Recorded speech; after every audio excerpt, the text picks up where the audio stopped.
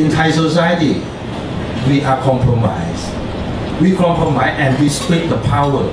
The power for the politician, the power for army, the power for the businessman, the old power, the highest power, whatever. They share the power with happiness until Mr. Thaksin comes and take over all the power. And everything that Mr. Thaksin take all the power. I want to kick Mr. Thaksin out. I don't want Mr. Thaksin coming back. And what happened now? His sister. You know, Mr. Thaksin said, she's my clone. I said, oh, she's not a puppet. Because the clone is more than a puppet. And I feel that my destiny just begin. So the journey just begin for me. Chuwit my lifetime.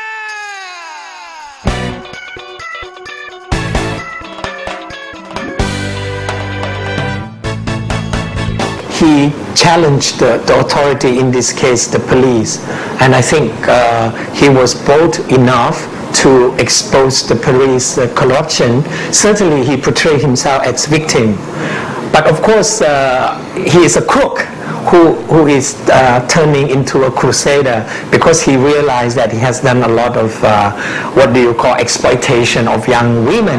I will change the Bangkok. I will change the Bangkok because I am the normal people. I'm not a politician. This massage parlour king claims over a 10-year period to have employed more than 20,000 women. In the sex business in Thailand is even larger than the drug business. ไม่ได้อยู่ในพื้นฐานของการบริการทางเพศ Some media asking me about the massage parlor. I said, what's wrong about the massage parlor? What's wrong? People who don't have sex is wrong.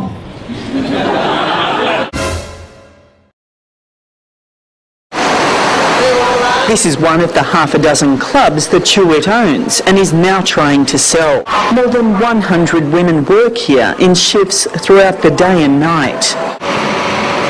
Da, Tom and Lou have been working here in what's considered an upmarket massage parlour for the past few years. I walk around. I walk through the community. I walk over this area, this neighborhood.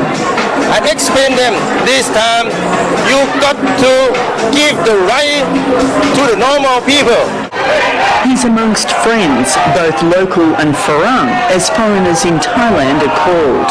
I like Chuwit a lot, and a lot of Farang, they like Chuwit a lot too, because we are people's people, you know. Let's see how far he can go, and I wish him the best. And in fact, some of the girls really like him, and he spread the word. So instead of shying away, he turned things around for his benefit. Now he wants to use that large populations, you know, in the sexual industry to support him.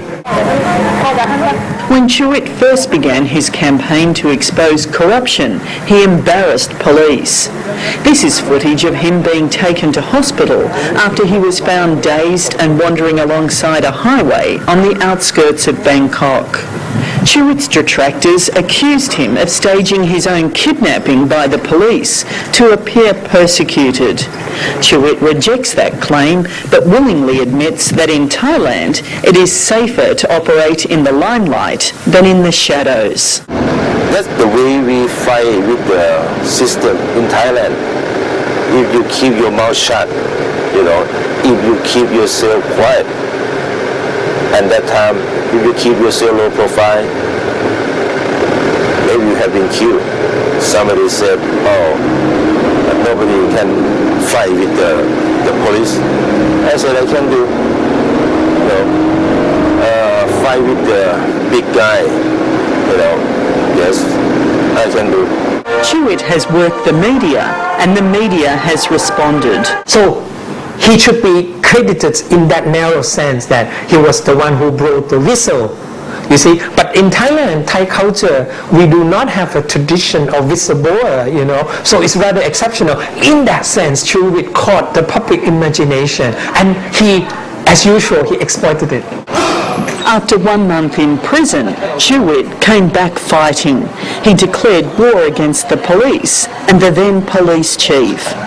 Thailand's massage king stopped paying them and turned to the media for protection.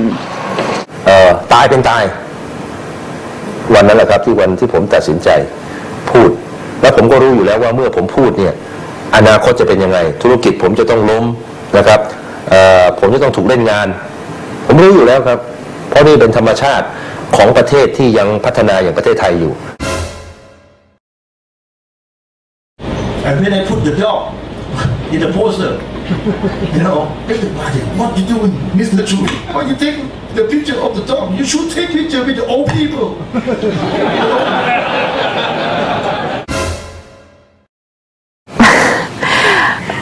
I think he was involved in so many different things, and he was in danger, and he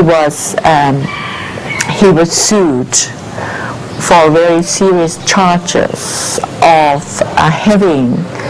allowing underage girls in his massage parlor business. So some people think that he is raising the issue in order to protect himself. It's that list that he believes keeps him alive. The massage parlor is the biggest sex business in the world. Chuwit is now moving out of the massage business. He's going upmarket into the five-star hotel trade. He says he no longer has any police on his payroll. The past is the past. It's time to move on. I am become the stranger with my own society.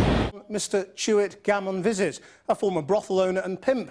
After exposing millions of pounds of bribes he paid to police to keep his business going, he's now reinvented himself as Thailand's biggest anti-corruption campaigner. He and 3 colleagues won parliamentary seats in Thailand's recent election, a shock result that surprised, well, everybody. That is a big surprise for me. He ran as an anti-corruption candidate, and corruption is something he knows an awful lot about. So I do the mistake, I accept that. And I ask for the second chance. If you are the businessman, it's standard for you to pay. Maybe you call the corruption, maybe you call the bribery, but all the Thai people call the convenient fee. The convenient fee? Yes, yes. If you don't pay, you're going to move slow. Now in ceremonial garb on the opening day of Parliament. And surprisingly, perhaps, members of the governing party told me they needed someone like Mr. Chuwit around.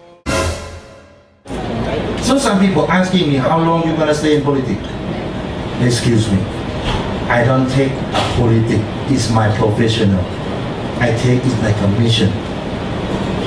2 years, 3 years after my mission complete, I gone. Do you think that I'm happy in the politics? Are you crazy? I should buy the board, have a brandy, cigar, beautiful girl.